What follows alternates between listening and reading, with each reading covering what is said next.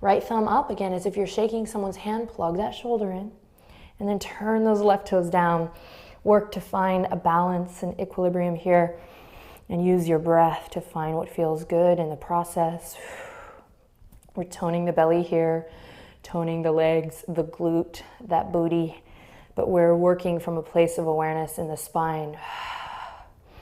So working in a supportive way. Take one more deep breath in. And then exhale, release everything down. Curl the toes under and lift the hips up high. Find your alignment.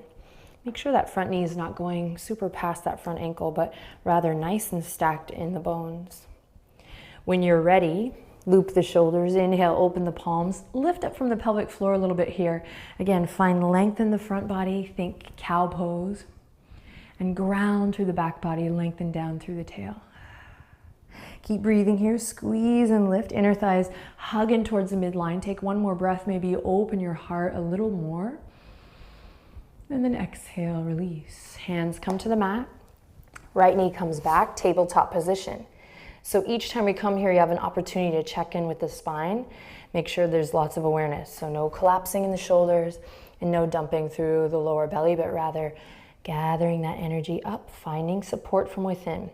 We'll test that out by sending the left leg back, right arm forward.